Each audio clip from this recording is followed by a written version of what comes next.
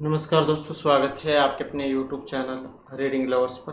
दोस्तों, आज की जो वीडियो इसमें हम करने वाले हैं आपके यूजीसी नेट का जो एग्ज़ाम है इसके लिए पूर्व वर्ष में पूछे गए महत्वपूर्ण क्वेश्चन को। और ये क्वेश्चन जो है वेरी वेरी इंपॉर्टेंट यहाँ पर रहने वाले हैं, क्योंकि आगे भी जो यूजीसी नेट का एग्ज़ाम होने वाला है और आपको यहाँ पर ये भी पता लग जाएगा कि किस तरीके के क्वेश्चन जो पहले एग्ज़ाम हुए थे उनमें पूछे जा चुके हैं।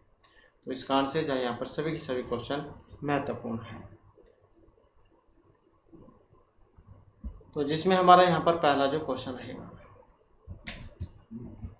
जिसमें हमारा क्वेश्चन है कि निम्नलिखित में से कौन सा फाइल प्रकार की छाया बिंदु रेखन नहीं है। तो कौन सा फाइल प्रकार यहाँ पर छाया बिंदु रेखन नहीं है? पीएनजी, जीआईएफ, जीयूआई या बीएमपी। अब छाया बिंदु रेखन नहीं है कौन सा? जो ये ऑप्शन डी में दिए गए हैं, GUI।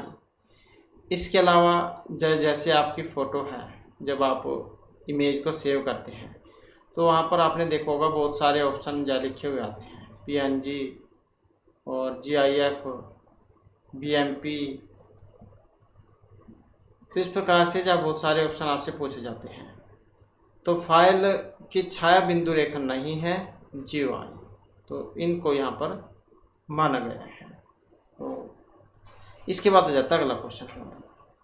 यहाँ पर हमारा जो क्वेश्चन है कि प्रथम जो वेब ब्राउज़र है, तो प्रथम वेब ब्राउज़र इसमें इंटरनल एक्सप्लोरर है, नेटस्केप है, वर्ल्ड वाइड वेब है या फायरफॉक्स है? कौन सा है वेब ब्राउज़र? और जो यहाँ पर ऑप्शन 2 में जो दिया गया है, तो ये नेटस्केप है प्रथम वेब ब्राउज़र। इसके बाद आ जाता है अगला क्वेश्चन हमारा।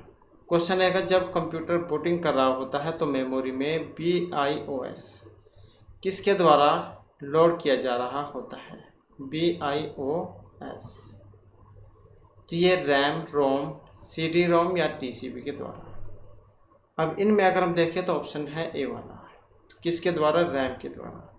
रैम क्या है? इसको रैंडम एक्सेस मेमोरी कहा जाता है, और रोम को कहा जाता है रीड ओनली मेमोरी, और CD-ROM को कह देते हैं compact disc read only memory. तो यहाँ पर जब कंप्यूटर बूटिंग कर रहा होता है तो मेमोरी में BIOS किसके द्वारा लोड किया जाता है? रैम के द्वारा। नेक्स्ट हमारा यहाँ पर क्वेश्चन आ जाता है, इनमें से कौन सा नगर हाल ही के समय में नगरीय कोहरे से सर्वाधिक प्रभावित था?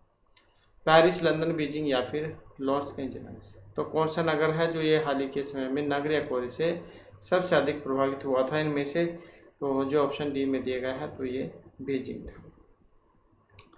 नेक्स्ट आ जाता है ताज़ा जलाशयों में जैविक प्रदूषण का प्राथमिक स्रोत है। ताज़ा जलाशय में जैविक प्रदूषण का प्राथमिक स्रोत, नगरीय क्षेत्र में प्रवाह, कृषि फार्मों से प्रवाह, मल जल का बहिस्त्राव या औद्योगिक जल का बहिस्त्राव। तो ताज़ा जलाशय में जैविक प्रदूषण का प्राथमिक स्रोत है जो ऑप्शन सी में दिया गया है। कौन सा? जैविक प्रदूषण का प्राथमिक स्रोत मल जल का बहिस्त्राव। इसके बाद हमारा क्वेश्चन है, लहर एक प्राकृतिक आपदा है जिसमें भारी मात्रा में सामग्री का उत्पेदन होता है, ज़बरदस्त हवाएं चलती हैं, जल की बलवती लहरें उठती हैं या ज़बरदस्त हवाएं और बलवती लहरें उठती हैं। तो लहर एक प्राकृतिक आपदा है जिसमें जो यहाँ पर माना गया है ऑप्शन ए वाला, भारी मात्रा में सामग्री का उत्पेदन होता है, तो उसे कहा गया है लहर। इसके बाद जो हमारा क्वेश्चन है, इनमें से कौन सा बाकी के 3 के समान नहीं है? तो कहने का अर्थ यहाँ पर है कि एक इनमें से अलग है। तो MAC address, hardware address, physical address या IP एड्रेस। तो कौन सा बाकी के 3 से अलग है, इनके समान नहीं है?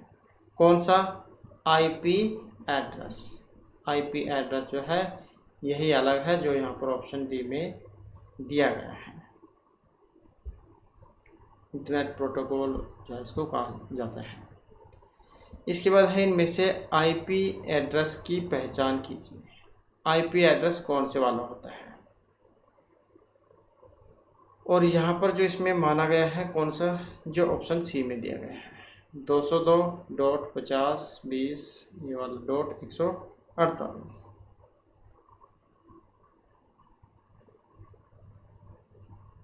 तो इसको जा माना गया है।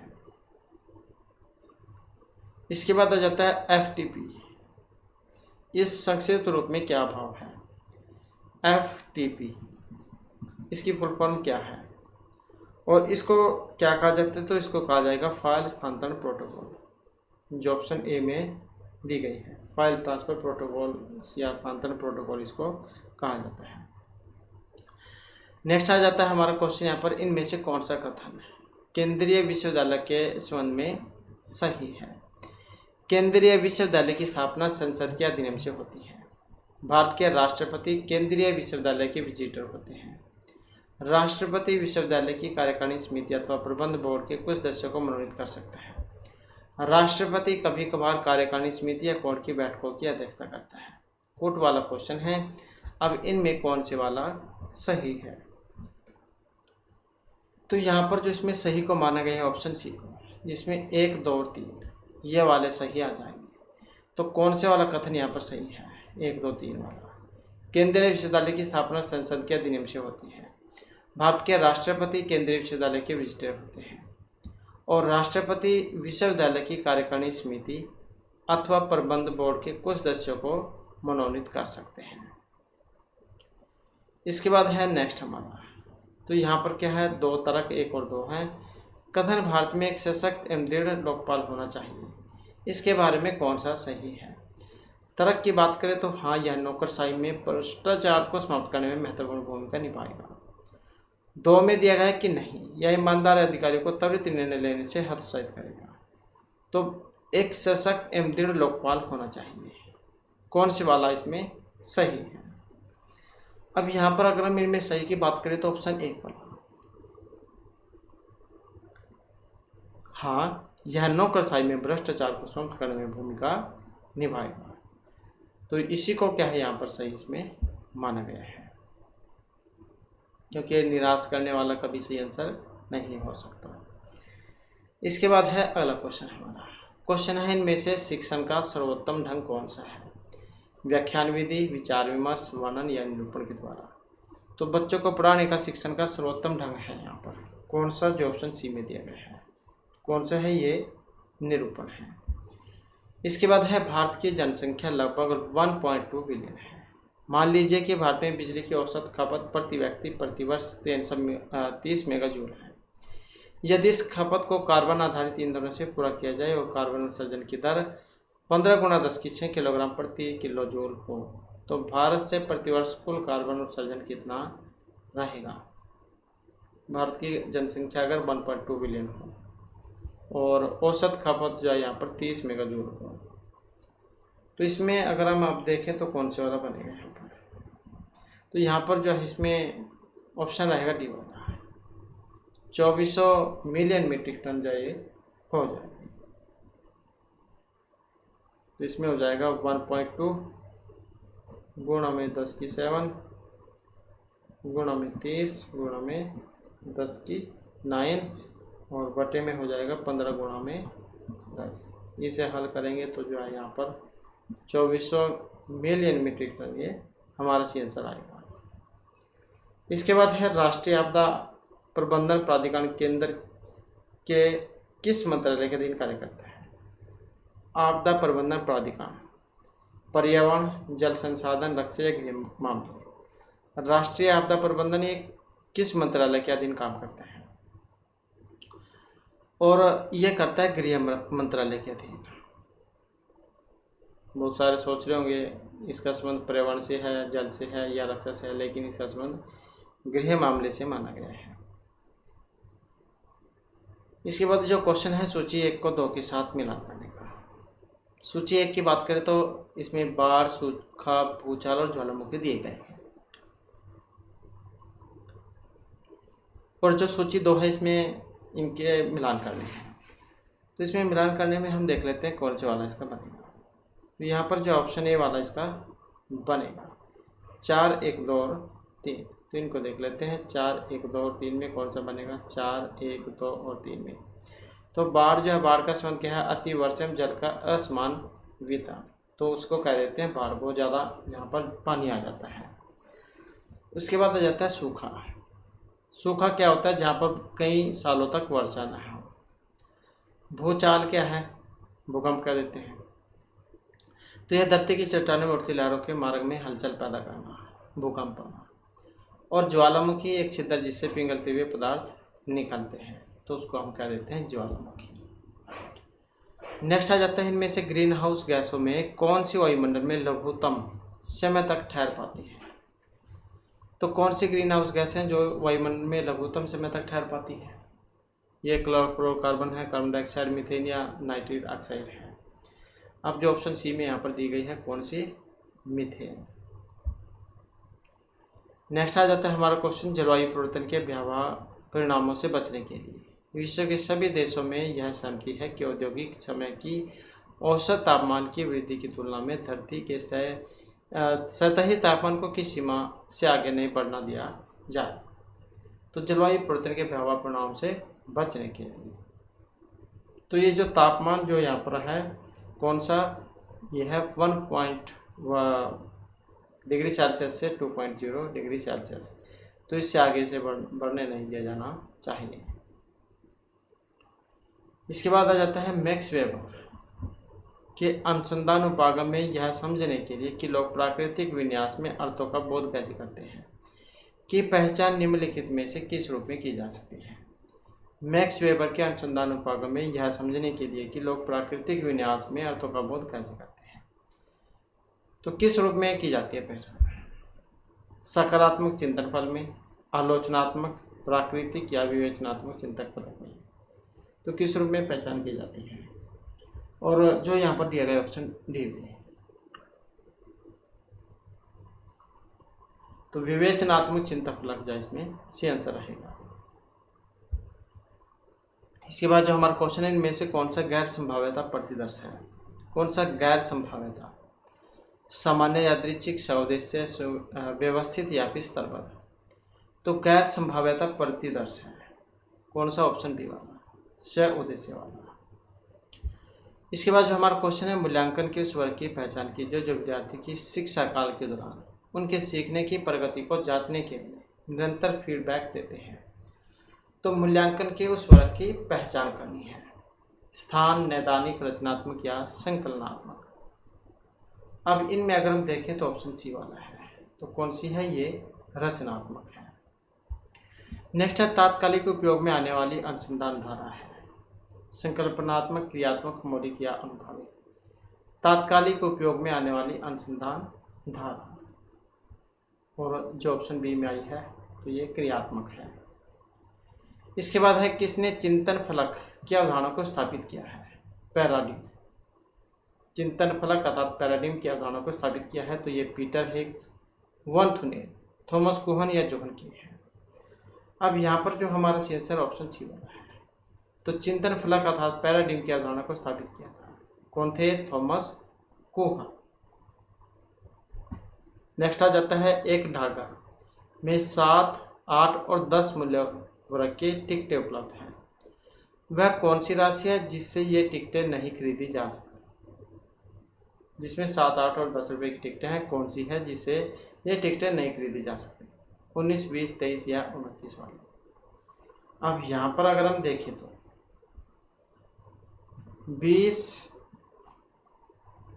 20 बराबर में 2 गुणा 10, 23 के अगर हम देखें तो कितना हो जाता है? 3 गुणा में 7 और प्लस में 7, 3 गुणा में 8 प्लस में 7,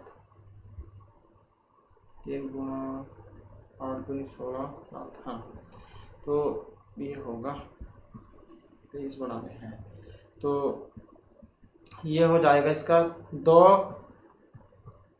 गुणा में 8, 8 दूनी 16 और 7 23, और इसी प्रकार से 29 में क्या हो जाएगा? 3 7 21 है और 8 29, इसी प्रकार से 19 है। 19 में भी देख लेते हैं, तो 1 गुणा में 10 और प्लस में 9, तो इसलिए यहाँ पर 19 एक ऐसी राशि है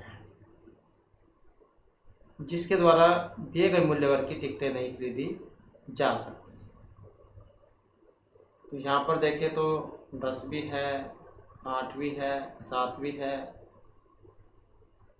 तो 19 वाला जो है यहाँ पर ये नहीं है, 19 वाला, तो इसी को क्या है यहाँ पर इसमें माना गया है। नेक्स्ट आ जाता है, एक आदमी ने अपने घर से दक्षिण की ओर चलना शुरू किया। 6 किलोमीटर चलने के बाद वह अपनी बाईं ओर मुड़ा और 5 किलोमीटर चला। फिर वह बाईं ओर मुड़कर 3 किलोमीटर चला। वह फिर अपनी बाईं ओर मुड़ा और 9 किलोमीटर तक चलता है। अंत में कितनी दूरी पर है? तो जैसे वो यहाँ पर है, अपने घर से दक्षिण की साइड में, अब ये उत्तर साइड है, ये दक्षिण है, ये पूर्व है और ये पश्चिम है। तो 6 किलोमीटर दक्षिण की ओर, अब दक्षिण ये वाली है तो यहाँ से चलेगा 6 किलोमीटर, अपनी बाईं ओर मुड़ जाता है। अब उसका ये दायां बनेगा और ये बाएं बनेगा, लेफ्ट है। बाईं ओर मुड़कर 5 किलोमीटर चलता है और फिर बाईं ओर मुड़कर 3 किलोमीटर, क्योंकि लेफ्ट साइड में ही चलना है तो यहाँ पर 3 किलोमीटर, और वह फिर अपनी बाईं ओर मुड़ा और 9 किलोमीटर चलता है। कि कितना चलेगा? 9 किलोमीटर, 9 किलोमीटर तक चलता है। अपने घर से वह कितनी दूरी पर है? तो यहाँ से यहाँ तक वो कितनी दूरी पर है, तो यही तो पूछा गया इसमें। अब अगर हम देखें तो ये कितनी थी, यहाँ तक जब ये 5 है तो ये भी 5 होगी। अब बच गई कितनी? 4 बच गई, तो ये 4 है। और इसी प्रकार से यहाँ पर देखें तो ये 6 थी टोटल, यहाँ से यहाँ तक 6 थी और ये 3 है, तो ये 3 हो जाएगी। तो इसमें देखें तो कौन सी बनेगी? तो 4 का स्क्वायर और 3 का, 4 चौके 16 और 3 तिया 9, 25, तो कितना आएगा? 5, जो ऑप्शन सी में दिया गया है। इसके बाद है नेक्स्ट हमारा, जिस प्रकार किसी सेना को छोटे छोटे टुकड़े में बांटने से सेना की शक्ति क्षीण हो जाती है, उसी प्रकार यदि किसी हीरे को छोटे छोटे टुकड़ों में हम काट दें तो उसका मूल्य ह्रास हो जाएगा। उपरोक्त जो युक्ति है इसको कहा जाता है सादृश्यता आंकड़ा, निगमनात्मक या कारणात्मक। जैसे सेना की टुकड़ी है उसको हम छोटे छोटे भागों में बांट दें तो उनकी पावर कम हो जाएगी, ऐसे ही जो हीरा है उसे भी हम अगर तोड़ के छोटे छोटे टुकड़ों में बांट दें तो क्या होगा? तो जो ऑप्शन ए में दिया गया है तो ये कहलाएगा सदृश्यात्मक, सादृश्यता कहा जाता है इसको। इसके बाद है नीचे कुछ तार्किक युक्ति के लक्षण दिए गए हैं, उस कोड का चयन कीजिए जो ऐसी विलक्षणता को दिखाता हो जो अपने में आगमनात्मक ना हो। आधारिका से निष्कर्ष के निकलने का दावा किया जाता है। निष्कर्ष कारणात्मक संबंध पर आधारित होता है। निष्कर्ष अंततः अधिकारिका से निकलता है और निष्कर्ष प्रेक्षण एवं प्रयोग आधारित होता है। तो उस कोड का चयन कीजिए जो ऐसी विलक्षणता को दिखाता हो जो अपने में आगमनात्मक न हो। अब जो यहाँ पर ऑप्शन बी में जो दी गई है, निष्कर्ष कारणात्मक संबंध पर आधारित होता है, तो इसको जो है यहाँ पर माना गया है। इसके बाद जो हमारे यहाँ पर क्वेश्चन है, यदि दो प्रस्ताव जिनका कर्ता और कर्म शब्द एक से हैं तो उन दोनों को सही माना जा सकता है, परंतु ये दोनों गलत नहीं हो सकते। इन दोनों प्रस्तावों के बीच के संबंध को हम कहेंगे अंतर विरोधात्मक, विरोधी, उपविरोधी या अधीनस्थ। यदि दो प्रस्तावों जिनका कर्ता और कर्म शब्द एक से हैं तो उन दोनों को सही माना जा सकता है, परंतु ये दोनों गलत नहीं हो सकते। तो इन दोनों प्रस्तावों के बीच के संबंध को हम कहेंगे, तो इनको क्या कहा जाएगा? अधीनस्थ। इसके बाद है, एक आदमी 50 से 99 तक के सभी आंकड़ों को लिखता है, लेकिन ऐसा करते हुए 2 तथा 7 को छोड़ देता है, तो उसने गिनती में कितने आंकड़े लिखे थे? तो यहाँ पर क्या है, इसमें संख्या कितनी है? 50 से 99 तक की। तो इसमें क्या हम 99 जो है इसमें से हम 50 कम करके 1 जोड़ देंगे तो 50 जो है यहाँ पर आ जाएगा। अब 2 और 7 वाले जो थे इनसे बनी हुई संख्या आपने यहाँ पर लिख लेनी है। तो 2 में 52 और कौन सा आता है एक 7 भी आना चाहिए, 57 है। और कौन सा है, 62, 67, ऐसे ही यहाँ पर 70, 71, 72, 73, 74, 75, 76, 77, 78, 79, और कौन सा होता है, 82 और 87, इसके बाद 92, 97। तो इस प्रकार से चाहिए 18 हो जाते हैं। तो इसलिए गिनती में जो लिखी गई संख्याएं हैं ये कितनी हो जाएगी, तो हम 50 जो है इसमें से 18 कम कर लेंगे तो 32 जो है आ जाएंगी। तो कितनी हो जाएंगी, 32। इसके बाद जो हमारा यहाँ पर क्वेश्चन आ जाता है, नीचे 2 आधार वाक्य लिखे गए हैं और उनसे 4 निष्कर्ष भी दिए गए हैं, उस कोड का चयन कीजिए जो आधार वाक्यों अलग और संयुक्त से यह दर्शाए कि ये निष्कर्ष सही रूप से प्रदत्त वाक्यों से ही प्राप्त हुए हैं। तो आधार वाक्य जो है यहाँ पर कि सभी कुत्ते स्तनधारी हैं, कोई बिल्ला नहीं है। तो यहाँ पर क्या है, सभी कुत्ते क्या है, स्तनधारी हैं, स्तनधारी हैं, सभी कुत्ते स्तनधारी हैं, कोई बिल्ली नहीं है, बिल्ली या कोई नहीं है। निष्कर्ष देखें कि कौन सा निकल रहा है, कोई बिल्ली स्तनधारी नहीं है, कोई भी बिल्ली स्तनधारी नहीं है, और कुछ बिल्लियाँ स्तनधारी हैं। क्या यहाँ पर बिल्ली स्तनधारी है, नहीं है। कोई कुत्ता बिल्ली नहीं है, कोई कुत्ता बिल्ली नहीं है। कोई भी कुत्ता गैर स्तनधारी नहीं है, कोई भी कुत्ता गैर स्तनधारी नहीं है। तो अब इसमें कौन सा वाला सही बनेगा, तो यहाँ पर जो है इसमें जो ऑप्शन सी में दिया गया है कौन सा बनेगा, तीसरा चौथा। कोई भी कुत्ता बिल्ली नहीं है, कोई भी कुत्ता गैर स्तनधारी नहीं है।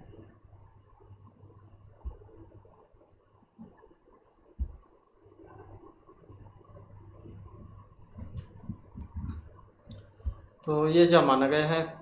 इसके बाद नीचे एक रेखा चित्र दिया जा रहा है जिसमें 3 वृत्त है, ए, बी और सी, जो कि परस्पर संबंधित है।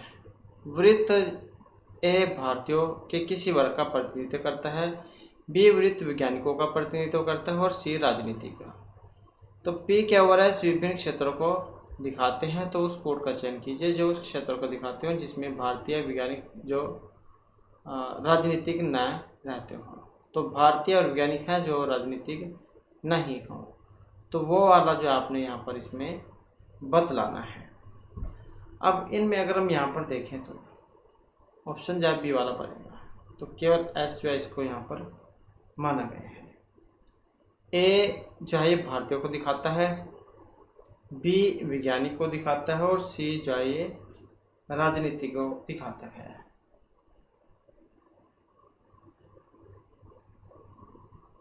तो इसमें जो यहाँ पर एस जो है ये उन भारतीय वैज्ञानिकों को दिखा रहा है जो राजनीतिक नहीं है।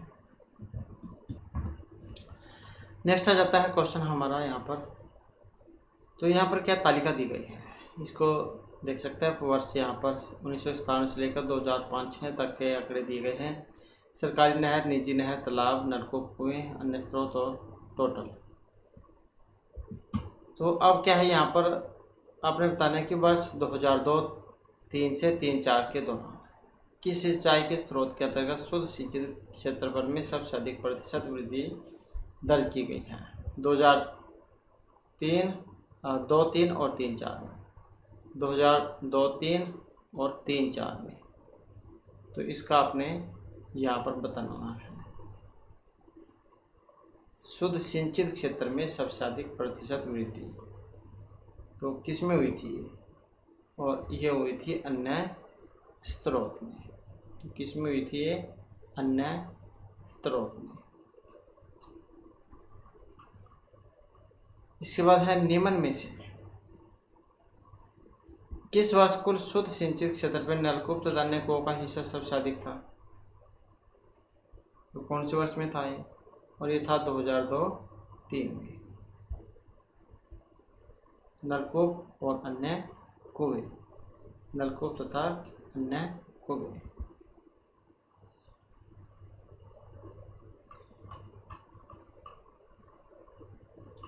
इसके बाद 1997-98 से 2005-06 की अवधि के में सिंचाई के निम्न में से किस स्रोत के अंतर्गत शुद्ध सिंचित क्षेत्रफल में सबसे अधिक कमी प्रतिशत के रूप में दर्ज हुई है? तो यहाँ पर कमी है। अब कमी कौन से में है? कमी है तालाब में, ऑप्शन सी वाला इसका होगा। इसके बाद आ जाता है अगला क्वेश्चन हमारा, किस वर्ष तालाब के द्वारा शुद्ध सिंचाई में सबसे अधिक वृद्धि दर्ज प्राप्त की गई? तो तालाब के द्वारा शुद्ध सिंचाई में सबसे अधिक वृद्धि प्राप्त हुई थी और यह हुई थी कब? वर्ष 2005-06 में।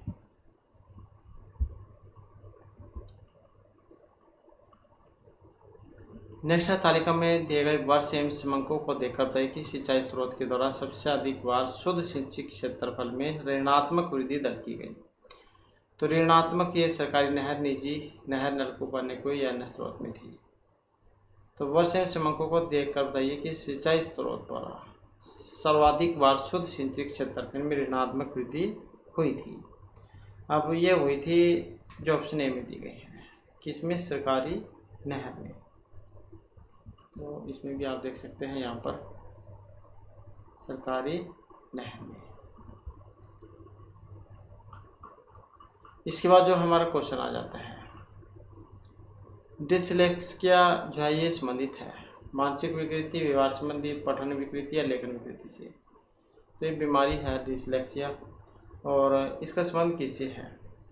तो इसका जो संबंध है पढ़ने संबंधी जो विकार होता है उसको कहा जाता है डिसलेक्सिया।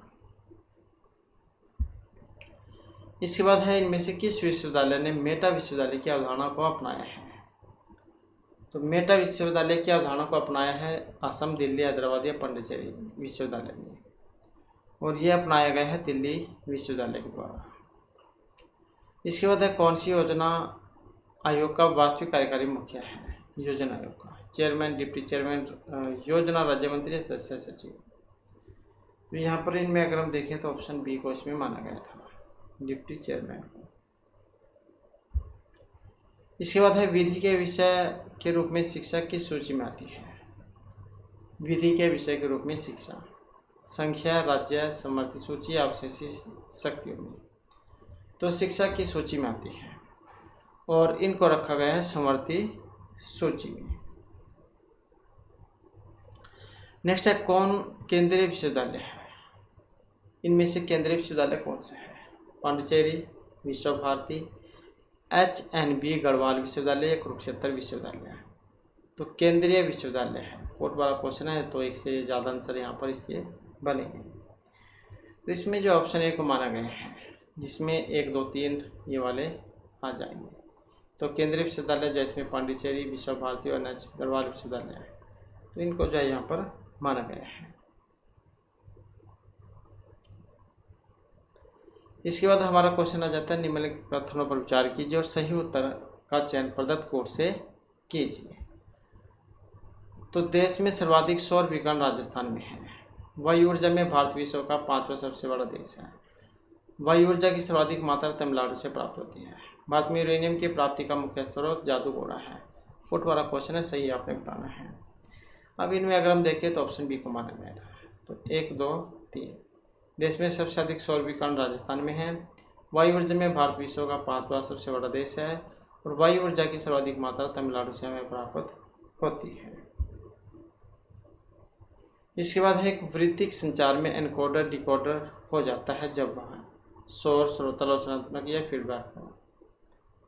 तो एक वृत्त संचार में एनकोडर डिकोडर हो जाएगा और जब ऑप्शन डी वाला यहाँ पर दिया गया है, जब कहीं फीडबैक हो तो वृत्तिक संचार में एनकोडर डिकोडर हो जाता है।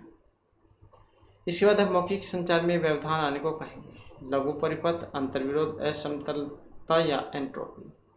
मौखिक संचार में व्यवधान आने को, और इसको कहा जाता है लघु परिपथ। इसके बाद हमारा क्वेश्चन आ जाता है रीजनिंग से। तो किसी कोड में जो हम क्वेश्चन को ऐसे लिख सकते हैं, तो इसी प्रकार हम रिस्पांस को कैसे लिखेंगे। तो इसमें अगर हम देखें तो डी और क्यू। इसी प्रकार से यू और ओ। तो यहाँ पर देखें तो कौन से वाला बनेगा, इसमें बन जाएगा ऑप्शन सी वाला। तो आर ओ ई एम, तो ये वाला जो इसका बनेगा।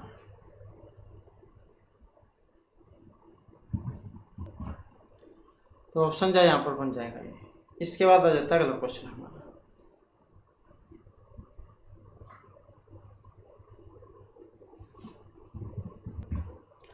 तो क्वेश्चन है कि यदि श्रृंखला 4, 5, 8, 13, 14, 17 को इसी प्रकार से रखा जाए तो निम्नलिखित में से श्रृंखला में कौन सा आंकड़ा नहीं आता है। अब नहीं आएगा कौन से वाला, ऑप्शन सी वाला। तो 33 जो है इसमें नहीं आएगा। 4 और 1 5 और 3 8, 8 और 5 13।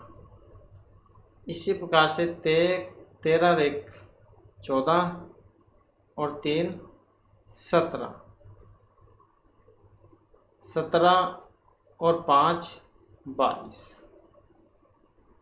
इसी प्रकार से यहाँ पर चलाएं 22 और 1 23, 23 और 3 26 और 5 इसमें जोड़ दें और 26 और 5 31। इसी प्रकार से फिर यहाँ पर 31 में 1 जोड़ देंगे 32, 32 में फिर वैसे ही 3 जोड़ देंगे 35 और इसमें 5 जोड़ देंगे 40। तो ऐसे जो यहाँ पर क्रम चलेगा। तो इसमें नहीं आता है ये वाला। इसके बाद है BBBFE, ये जो कोड है यहाँ पर, इसका अपने एक का चयन करके पूरा कीजिए। अब यहाँ पर इसमें देखें तो जैसे B है, B से BCDE और इसी प्रकार से यहाँ पर अगर हम चलाएं तो TS जो है इसका बनेगा।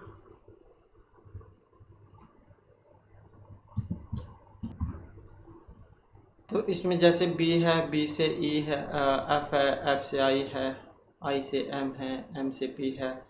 तो इसमें जो यहाँ पर कोड चलाया गया है, जैसे इसमें आ जाते हैं 4 वर्ड, 4 अल्फ़ाबेट, फिर 3 आ जाते हैं, फिर 4 3 4, ऐसे चला हुआ है। इसी प्रकार से B से E है, इसमें 3 4 3 4 3 4, वैसे जाइए भी चला हुआ है। तो TS फिर इसका बनेगा जो ऑप्शन ए में दिया गया है। इसके बाद किस क्षेत्र में संचार के टेलीफोन मॉडल का सर्वप्रथम विकास हुआ था। तो ये किस में हुआ था, ये हुआ था प्रौद्योगिकी सिद्धांत में। इसके बाद दादा साहेब फाल्के पुरस्कार वर्ष 2013 ये दिया गया था। तो पुराना क्वेश्चन है यहाँ पर, ये 2013 का। तो इसमें जाइए ऑप्शन जो डी है अर्थात गुलजार।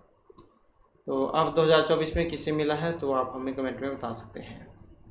इसके बाद आ जाता है छायाचित्रों का करना आसान नहीं है, प्रकाशन, सुरक्षण, विसंकेतन या परिवर्तन। तो ये माना गया है विसंकेतन को। इसके बाद आ जाता है टेलीविज़न को चालू करने पर जो कण कण से दिखाई पड़ते हैं उन्हें स्पार्क्स, स्नो, ग्रीन डॉट्स या रेन ड्रॉप्स क्या कहा जाएगा उनको। तो उनको कहा जाता है स्नो। इसके बाद है मानव संसाधन विकास मंत्रालय के द्वारा स्नातक पूर्व पाठ्यक्रमों के लिए ई कंटेंट बनाने का कार्य किसे सौंपा गया है। तो ये इनमें से किसे सौंपा गया है, और ये सौंपा गया है जो ऑप्शन बी में दिया गया है, कस्टोडियम फॉर एजुकेशन कम्युनिकेशन को। इसके बाद कक्षा की संचार को सामान्यतः समझा जाता है कि यह होगा प्रभावी, संज्ञानात्मक, भावात्मक या फिर चयनात्मक। तो कक्षा के संचार को सामान्यतः समझा जाता है, क्या समझा जाएगा, और जो ऑप्शन बी में आया है संज्ञानात्मक। नेक्स्ट हमारा क्वेश्चन आ जाता है निम्नलिखित में से किसे अभिप्रेत शिक्षण का संकेतक माना जाता है। विद्यार्थी या अध्यापक से प्रश्न पूछते हैं। विद्यार्थियों की उपस्थिति अधिकतम हो, कक्षा में पूर्ण शांति हो या विद्यार्थी अपनी कॉपी में नोट्स ले रहे हों। किसे अभिप्रेरित शिक्षण का संकेत माना जाएगा? और ये माना जाएगा कि विद्यार्थी अध्यापक से क्वेश्चन पूछ रहे हैं। इसके बाद है एक थीसिस। शोध प्रबंधन में चित्र एवं तालिकाएं रहती हैं। परिशिष्ट, एक अलग अध्याय, अंतिम अध्याय, मूल पाठ में। एक थीसिस शोध प्रबंध में चित्र एवं तालिकाएं रहती हैं और किस में? जो ऑप्शन डी में है, तो ये रहती है मूल पाठ में। इसके बाद शोध प्रबंधन कथन है एक प्रेक्षण, तथ्य, दृढ़ कथन या विचार विमर्श का, और इसमें है ऑप्शन डी हमारा। तो किसका है? ये विचार विमर्श का। तो इस प्रकार से जो हमारे आज की क्लास में महत्वपूर्ण क्वेश्चन थे। नेक्स्ट वीडियो इसमें आपके लिए नए जो महत्वपूर्ण क्वेश्चन हम लेकर आएंगे, और हमारे साथ अंत बनाने के लिए धन्यवाद।